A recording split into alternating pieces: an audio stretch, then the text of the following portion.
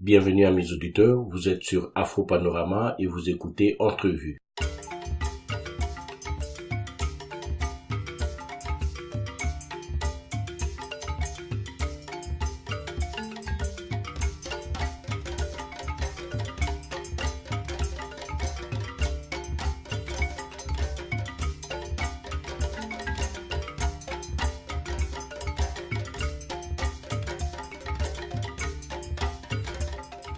Merci de nous rejoindre sur Entrevue. Notre invité s'appelle Patrick Mbeko. Il est écrivain, essayiste, spécialiste des questions géopolitiques. Il est l'auteur de plusieurs ouvrages, notamment sur la tragédie de la région des Grands Lacs en Afrique centrale.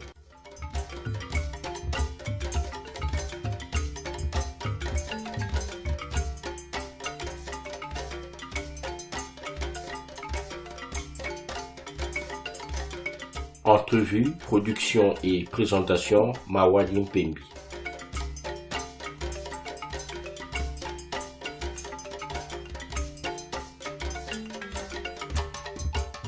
L'actualité africaine est particulièrement chargée en ce début d'année 2018 en République démocratique du Congo. Le 31 décembre 2017, le Conseil pour l'apostolat des laïcs du Congo, en sigle CALCC, a appelé à une marche pour le respect de l'accord de la Saint-Sylvestre. Cet accord signé il y a un an, jour pour jour, a officialisé ce que l'on appelle à Kinshasa le glissement, c'est-à-dire la prolongation au-delà de la date limite du mandat de Joseph Kabila. Le pouvoir en place a réprimé la marche dans la violence. Ce 2 janvier 2017, le bilan provisoire varie entre 8 et 10 morts selon les sources. Patrick Mbeko commence par exposer son sentiment sur la marche du 31 décembre et sur la répression qui s'en est suivie. C'est un sentiment de tristesse, même si nous savions que la marche allait aboutir à ce bain de sang. C'est le pouvoir en place qui a tué des gens gratuitement, des gens qui étaient dans les églises, qui priaient et qui sont sortis pour manifester pacifiquement, pour réclamer en fait leurs droits, pour réclamer un peu de dignité. Au regard de la situation, à la vue des images, on ne peut qu'être offusqué. On a l'impression que les acteurs politiques en place, notamment l'opposition, semblent quelque peu perdus par rapport à l'attitude à avoir ou à la réponse à donner à une certaine volonté qui est manifestée du côté du pouvoir pour se maintenir et notamment pour maintenir Joseph Kabila. Oui, mais le problème aujourd'hui, il y a un problème de leadership chez nos opposants. Il y a un problème de vision aussi. Donc, quand on n'a pas de leadership, il est difficile d'avoir une vision précise de ce qui doit être fait. Aujourd'hui, la plupart de nos opposants ont les yeux braqués sur le pouvoir, sur la chaise. Ils veulent être calife à la place du calife. Et Kabila l'a compris et il l'utilise. Mais il est quand même important de rappeler une chose. Moi, j'ai entendu Félix dire que cet homme, faisant allusion à Kabila, n'est pas d'ici, il est venu d'ailleurs, il nous a été imposé. Mais alors, par quelle logique on essaye de déloger un tel monsieur par des élections ou par un partage de pouvoir à travers un accord qu'on a signé? C'est ça le problème aussi. Il n'y a pas de cohérence. Kabila voulait avoir une légitimité politique. Il l'a obtenue grâce ou à cause de ses opposants. Alors ils doivent se remettre en question. Il faut qu'ils fassent une introspection personnelle. Chacun d'entre eux doit le faire. Parce que la situation est quand même assez délétère, elle est très grave. Il y a des morts au jour le jour. Quand on a signé ces accords, c'était pour éviter des massacres. Or, depuis la signature de l'accord, on a eu quand même des milliers de morts au Kasaï. Il y a eu des morts à l'est du pays et il y a eu des morts à Kinshasa, pas plus tard que le 31. Alors, va-t-on continuer à faire la politique de l'autruche? Moi, je ne comprends pas. Alors, qu'ils se ressaisissent pendant qu'il a encore temps, parce que à cette allure, je pense que le peuple congolais risque de mettre et les opposants et le pouvoir dans le même sac et s'en débarrasser. Toute l'ambiguïté liée à cet accord remonte à la surface aujourd'hui parce que la marche organisée par le comité des laïcs catholiques avait en fait officiellement pour objectif d'appeler au respect de l'accord de la Saint-Sylvestre, mais lequel accord est de fait un accord hors constitution. Exactement. Et c'est tout le problème. Bon, il ne faut pas quand même oublier que pendant les négociations, les Américains étaient présents et à un moment donné, la Sanko s'en était remis quand même à l'Église catholique, donc à Rome. Il y a un problème de souveraineté. C'est-à-dire que ces accords ont été décidés ou ont été discutés avec un encadrement strict des puissances occidentales qui veillaient à ce que les choses se passent non pas selon le desiderata du peuple congolais, mais de leur propre desiderata et des opposants marionnettes qu'ils instrumentalisent. C'est ça le problème qu'on a. C'est très ambigu parce qu'on veut respecter la Constitution et on demande en même temps l'application d'un accord qui viole la Constitution. C'est tout le problème qu'il y a aujourd'hui. Et ça nous ramène à ce que je disais sur le manque de vision de nos politiciens et aussi le manque de leadership. Et c'est flagrant. Je crois qu'aujourd'hui, on n'a pas besoin de piloter longtemps sur en fait l'ambiguïté et le paradoxe qui entoure en fait l'application de cet accord, d'autant plus qu'on sait qu'il est anticonstitutionnel d'une certaine manière. Ces dernières semaines, on a eu l'impression que l'opposition était incapable de mobiliser. Les manifestations à l'appel de l'opposition ne recevaient aucun écho. On a même eu le sentiment que les Congolais n'avaient plus du tout envie de participer à des activités politiques. Or, il se fait que pour cette marche du 31 décembre, on a quand même noté une participation assez importante de la population. Alors, ce sont les laïcs catholiques qui redonnent un peu de vigueur à l'opposition? Non, moi je pense que ce sont les laïcs catholiques qui redonnent un peu de rigueur à la population qui est lassée, qui est fatiguée par le comportement des opposants. Je crois qu'ici, il y a quelque chose qui est en train de se passer à l'analyse de cette marche, de la mobilisation qui a été faite. C'est que le peuple congolais est en train de dire qu'on préfère encore se fier aux gens qui ont encore une certaine crédibilité, en l'occurrence les prêtres, donc les laïcs et la Synco qui étaient quand même en arrière, en arrière-scène, que de se fier aux politiciens qui ont quand même à plusieurs reprises déçu la population. La plupart des marches, on ne sait pas à quoi elles riment, à quoi elles aboutissent, qu'est-ce qu'on recherche dans les marches, on ne sait pas. Prenez le cas de la marche du 31 décembre. Nous avons appris dans les médias que Félix Tshisekedi n'était pas resté aux côtés de ses partisans. Il a été hué quand il a quitté la messe, il a quitté l'endroit où s'étaient réunis les gens. Donc ça vous donne quand même une idée des gens qui prétendent, qui veulent devenir calife à la place du calife. Et je crois qu'aujourd'hui, le peuple congolais est en train de se rendre compte qu'il ne peut pas se fier à ces gens-là.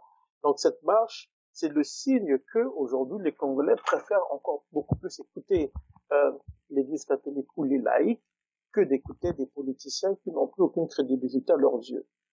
Est-ce que le désaveu des politiciens ne serait-il pas lié au fait qu'il n'y a pas de politiciens qui seraient prêts à assumer une posture insurrectionnelle? On sait aujourd'hui que, sans forcément être un désaveu absolu pour le pouvoir, mais les gens au Congo sont attachés au fait qu'il fallait une alternance parce que le président Kabila a totalisé 2 mandats. Or, tous les faits, tout ce qui s'est passé ces dernières années a tendance à faire croire que le président Kabila voudrait s'accrocher au pouvoir. Et tout le discours de l'opposition, c'est aller dans le sens de accord par-ci, essayer de respecter la Constitution, mais il n'y a pas eu un moment donné où on sent dans l'opposition l'idée d'assumer une posture insurrectionnelle. Est-ce que ce n'est pas un peu ça qui a lassé aussi la population? En partie, oui, parce que il faut rappeler, parce que j'ai entendu beaucoup de gens dire que le peuple congolais ne bouge pas, tout ça. Moi, je crois que c'est pas vrai. L'histoire nous prouve le contraire. En 1960, c'était les Congolais. En 98, quand Laurent Désiré Kabila a fait appel au peuple, le peuple a répondu présent. Donc le problème, c'est que les opposants ne peuvent ou ne veulent pas assumer cette posture insurrectionnelle pour une raison très simple. Ils veulent le partage du pouvoir. Ils veulent le pouvoir sans en payer le prix. C'est ça le problème. Et le peuple s'en rend compte parce que c'est le peuple qui souffre. La plupart de ces politiciens sont des députés qui gagnent $8,000, je crois, par mois. Donc, ils n'ont pas le même problème que le fonctionnaire qui gagne $50 par mois et qui doit nourrir 6 bouches, y compris sa famille élargie. Voyez-vous? Donc, il y a ça aussi, cette posture attentiste ou cette posture passive a fini par découragé, a fini par euh, énerver, entre guillemets, une partie des Congolais qui estiment désormais qu'il faut en finir avec la Kabylie. Et que quand ils voient, quand ces Congolais constatent que les politiques disent d'une part qu'ils ne veulent pas de Kabila et d'autre part leurs actions ne suivent pas, il y a de quoi devenir s'inscrire dans une logique insurrectionnelle, non seulement contre le pouvoir, mais aussi contre cette opposition qui n'est plus vraiment représentative des aspirations profondes de la population congolaise qui, elle, ne veut pas de partage de pouvoir, qui ne veut pas de l'application de l'accord, mais qui veut de la fin de la Kabylie. Ce monsieur n'est plus légitime, il n'a aucune légitimité, et sur le plan légal, c'est pareil. Alors, pourquoi est-ce qu'on va vouloir qu'on applique un accord qui, en fait, va consacrer ou qui va encore faire perdurer, en fait, ce pouvoir tyrannique qui règne à Kinshasa? Alors, si on refuse d'adopter une posture insurrectionnelle, qu'on se taise et qu'on se dise on va se ranger du côté du pouvoir, que de faire croire au peuple qu'on est pour le départ de Kabila en agissant pour le maintien de Kabila. C'est là tout le problème.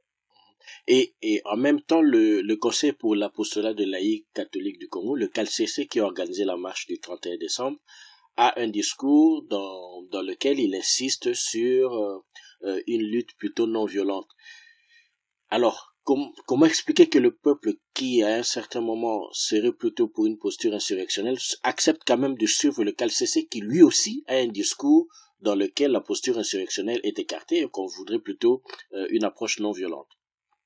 Moi, je pense que l'histoire des révolutions nous montre une chose.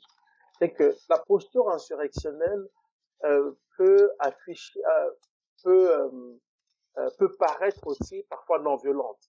Parce qu'en réalité, ce n'est pas le peuple qui provoque le pouvoir. C'est le pouvoir qui réagit violemment à l'endroit du peuple, le poussant à réagir dans la violence, à rompre coup pour coup, quitte à renverser ce pouvoir qui devient illégal ou illégitime. On peut aussi le regarder, analyser sous cet angle-là.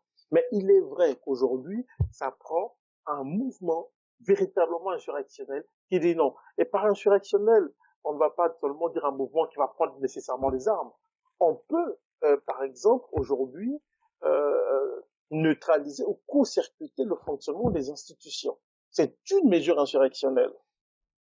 On peut le faire, parce que les politiciens sont prêts à aller de l'avant. Je ne le sais pas. Moi, j'ai suivi, par exemple, M. Mbanda qui a dit de la Pareco, qui a proposé des voies et moyens pour mettre fin ou pour mettre fin à la dictature actuelle. Bon, les politiciens de l'opposition peuvent en discuter avec nous. Ils peuvent le faire, voir dans quelle mesure on peut trouver les voies et moyens pour en finir. Mais ils ne l'ont pas fait simplement parce que même si on doit adopter, même s'il faut adopter une posture insurrectionnelle entre guillemets passive, c'est-à-dire que on va pas utiliser des moyens militaires ou autres du genre, si on peut juste utiliser des pressions pour fragiliser le pouvoir, ben si on n'est pas capable de le faire, on laisse, parce que les opposants ne sont pas dans cette posture. Bon, les laïcs aussi ne semblent pas être dans cette posture. Je crois que la posture des laïcs est d'une certaine un peu stratégique. C'est de dire, puisqu'il y a quand même l'Église en arrière-scène, il ne faut pas l'oublier. Même si ce sont les laïcs qui s'affichent, on voit bien qu'en arrière-scène, c'est l'Église qui coordonne, qui essaie d'encadrer tout ça, qui essaie d'accompagner tout ça.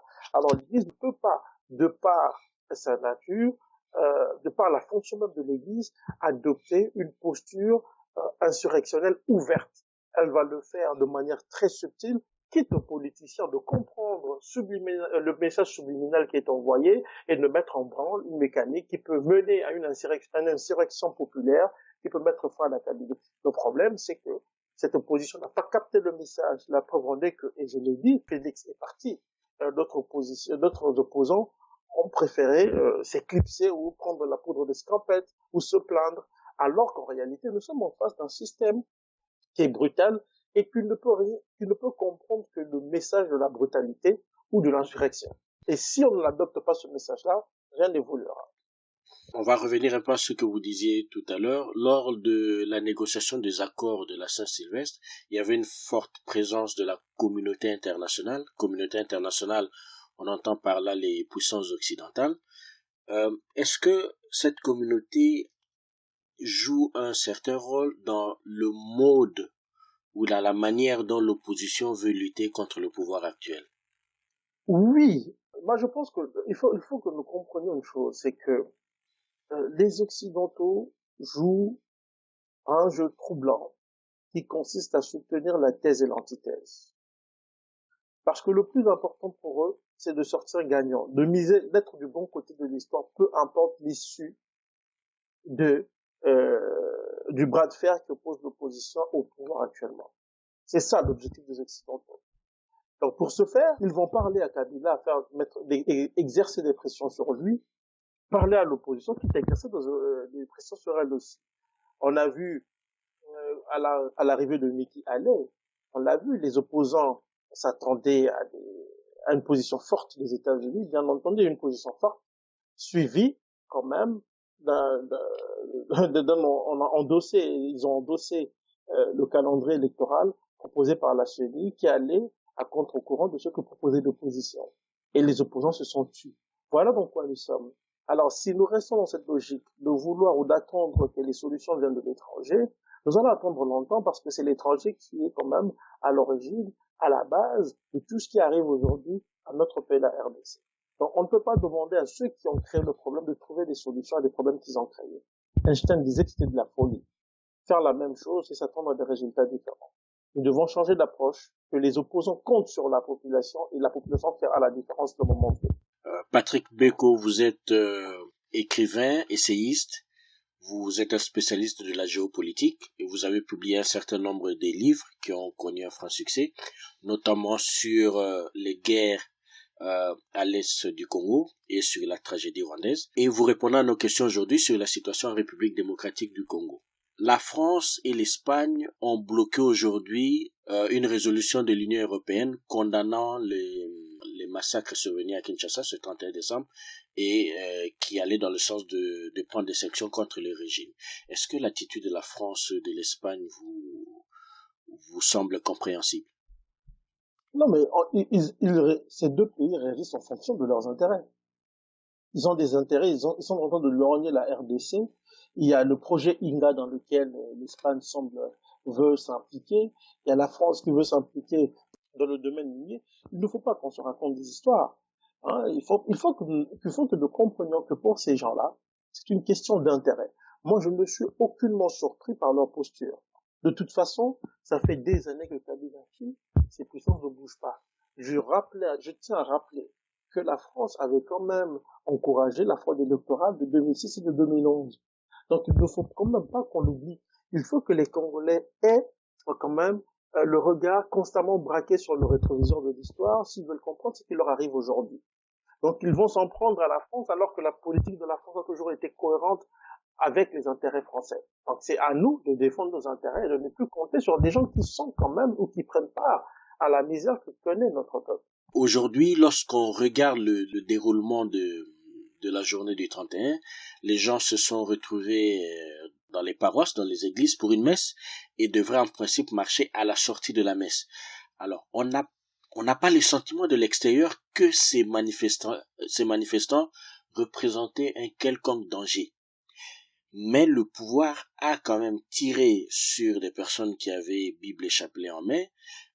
On a lancé des gaz lacrymogènes dans l'enceinte même des églises, alors que la marche était connue et qu'il y avait plein de journalistes à Kinshasa.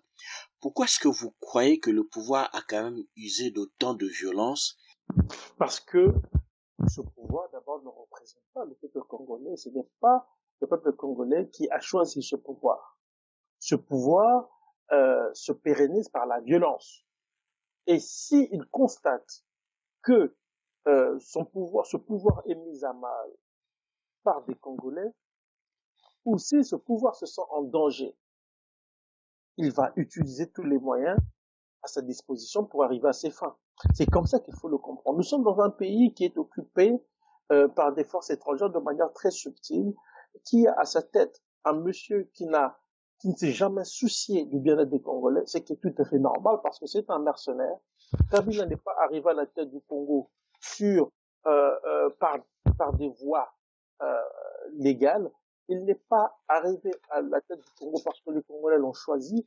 Il y est parce qu'il a été imposé et parce qu'il s'est maintenu grâce ou à cause de ceux qui l'ont imposé à la tête du Congo. Et aussi longtemps que nous ne comprendrons pas ça, nous serons là à nous plaindre, à dire mais pourquoi Kabila fait ça? Mais il ne fait que faire ce qu'il estime normal pour lui, pour préserver ce pouvoir tyrannique qu'il a acquis grâce à ces gens, à ces puissances que nous venons de citer.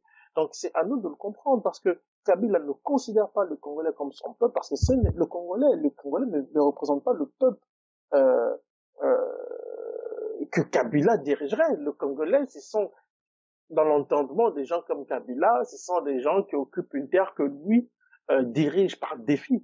Et c'est à nous de comprendre ça, nous Congolais. Quand la France était occupée, les Français ne se sont pas fait d'illusions sur l'occupation de leur pays.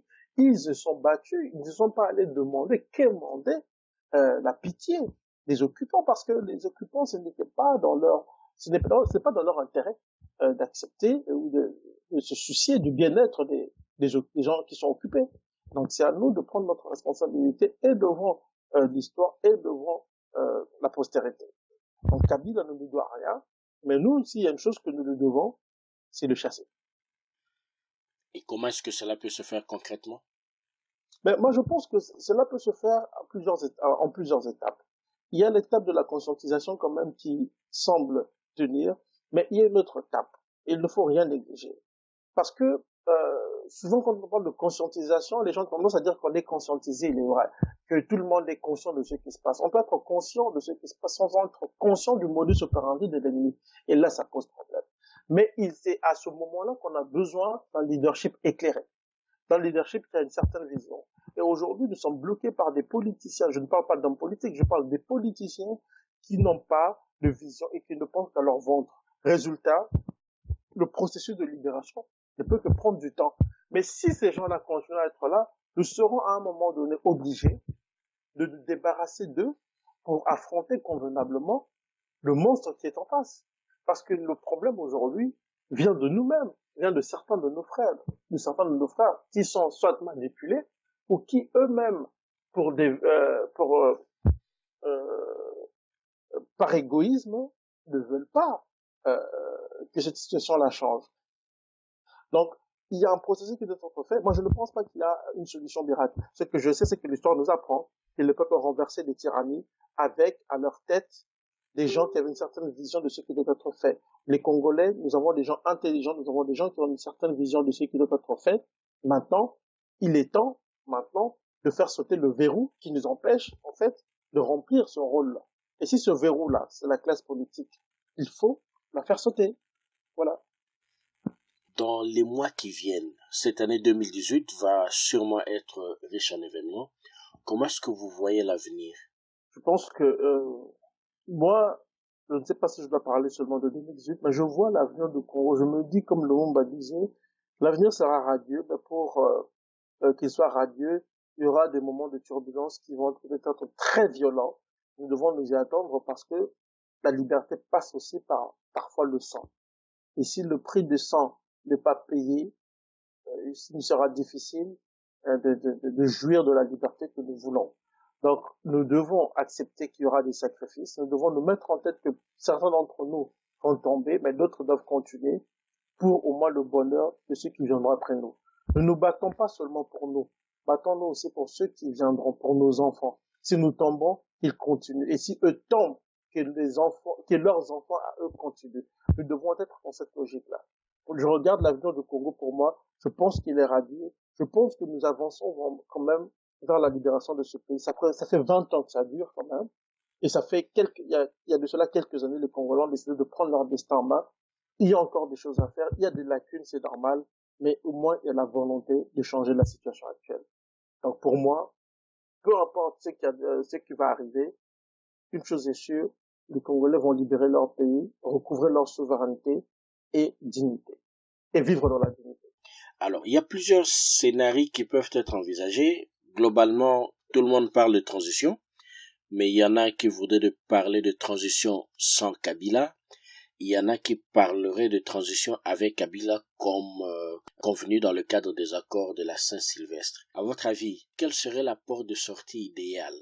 Une transition sans Kabila dirigée de l'étranger ne sera pas différente d'une transition avec Kabila. Dirigée de l'étranger, c'est-à-dire?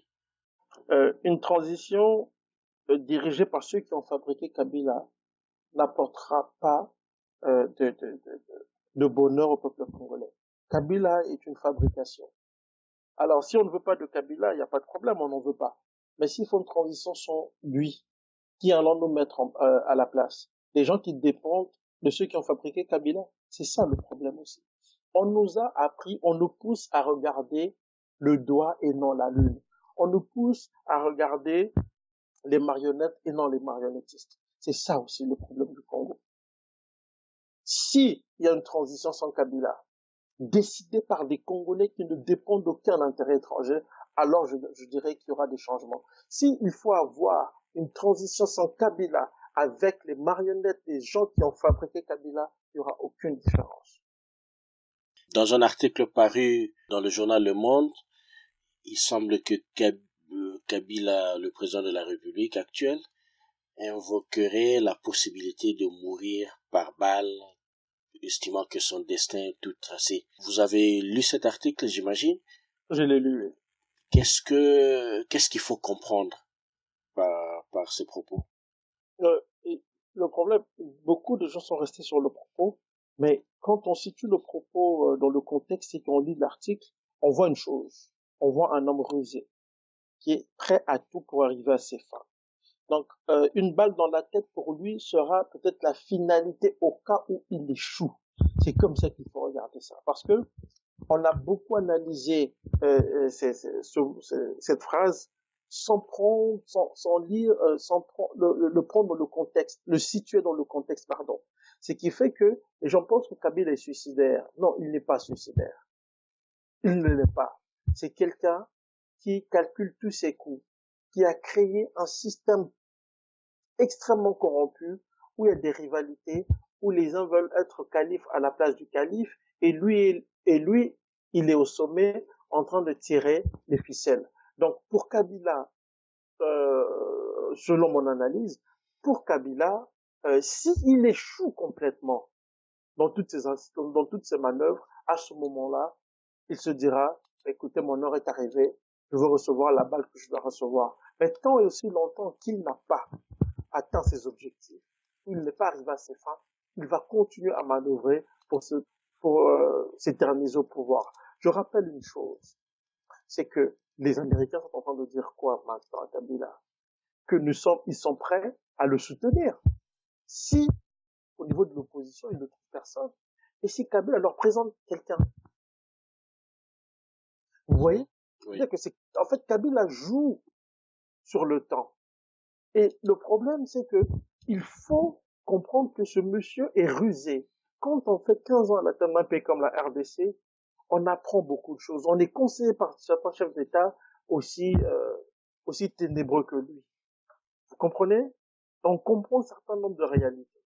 Et l'erreur est de sous-estimer l'adversaire. Parce que l'adversaire, lui, ne sous-estime pas les Congolais. Vous comprenez?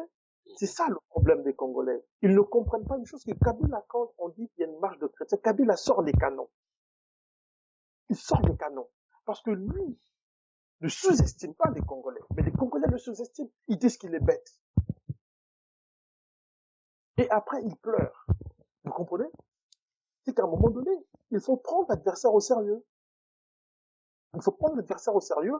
C'est comme un moustique qui vous dérange toute la nuit. Vous pouvez dire, bon, ben, c'est un moustique, je le laisse, mais tu ne vas pas dormir. À un moment donné, il faut l'écraser. Et il faut que les Congolais prennent Kabila au sérieux. Il peut parler de balles dans la tête ou pas, une chose est sûre, il est encore à la tête du Congo et il propage la mort. Ça, c'est la réalité.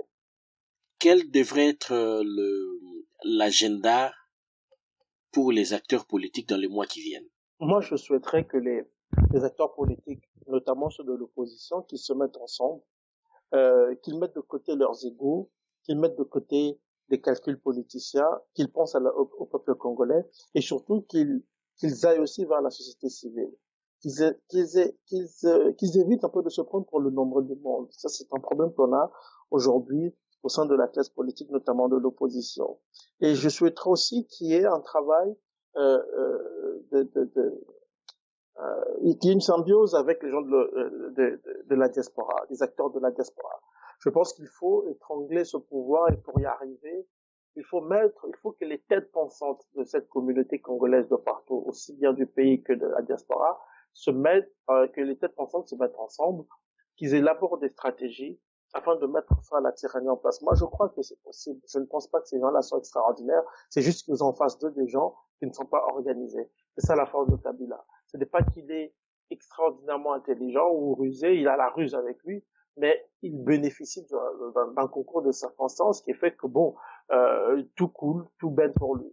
Mais si les gens se mettent ensemble, s'organisent sérieusement et mettent au cœur de leur priorité le peuple et le pays, la situation va changer. Alors, le cardinal Mosengo, l'archevêque de Kinshasa, dans son point de presse, a appelé, je cite de mémoire, à dégager les médiocres cette année. Quel rôle vous pensez que l'Église va jouer dans les mois qui viennent? L'Église a toujours joué un rôle important dans les crises sociopolitiques au Congo. Maintenant, je pense qu'en écoutant le cardinal Mosengo, je pense que le cardinal et par extension la Sanko est en train de s'inscrire dans une logique insurrectionnelle, une vraie logique insurrectionnelle qui n'est peut-être pas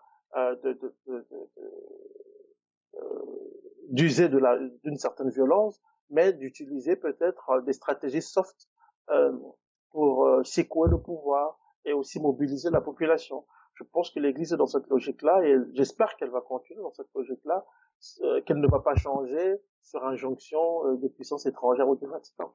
Toujours autour de l'organisation de cette marche, les églises de réveil qui ont un certain succès au Congo-Kinshasa, en tout cas un certain nombre de leurs leaders sont passés à la télévision pour indiquer qu'ils se désolidarisaient de la marche organisée par les catholiques.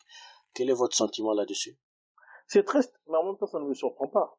Ça ne me surprend pas de tous ces gens, parce qu'il faut comprendre quand même que ces gens, s'ils sont où ils sont actuellement, c'est parce que le pays va mal. Ces gens profitent quand même de la souffrance du peuple congolais. Ils s'appuient dessus pour se remplir les poches. Et ils n'ont pas intérêt à ce que la situation change. Ils n'ont pas intérêt à ce que ce régime tombe, parce que la plupart d'entre eux, d'ailleurs, sont rémunérés par ce régime. Donc, on peut comprendre un peu leur posture. Et ce sont des escrocs. Pour moi, ces gens sont des escrocs. Aujourd'hui, l'Église est en train de faire la preuve qu'elle est plus à l'écoute de la population que les églises de réveil. Même si il ne faut pas généraliser, même si nous savons qu'il y a de très bons pasteurs, le fait est qu'aujourd'hui, c'est l'Église catholique qui mène la barque, pas les églises de réveil. Je voudrais vous faire écouter un extrait de vœux du président, juste le tout début. On écoute et puis vous allez réagir. Au seuil de l'année 2018, j'ai l'agréable opportunité d'exprimer ma gratitude à chacune et à chacun de vous pour le précieux soutien manifesté tout au long de l'année qui s'achève aux institutions de la République dans l'accomplissement de leur mission constitutionnelle. Je tiens également à dire toute ma solidarité et ma compassion envers celles et ceux d'entre nous qui, suite à des moments de preuve ou à la perte d'un être cher, ont vécu une année 2017 particulièrement difficile. Je les exhorte cependant à garder allumée la flamme de l'espérance au cours de l'année 2018. Le président a remercié le Congolais d'avoir soutenu les institutions. Il a montré sa compassion pour tous ceux qui avaient perdu des êtres chers. Votre réaction par rapport au vœu du président? Ouais, moi, je pense que c'est teinté d'un cynisme inqualifiable. Kabila est, on peut le comprendre, hein. Regarde tout ce que nous venons de dire, on peut le comprendre parce que il semble être dans sa bulle.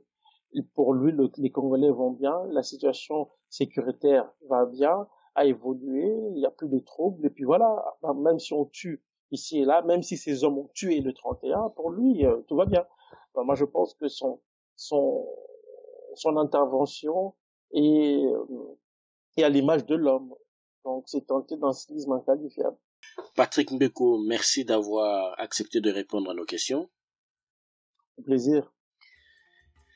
À mes auditeurs, merci de nous avoir suivis. Vous étiez à l'écoute d'Entrevue, un programme de afopanorama.ca. Merci et à la fois prochaine.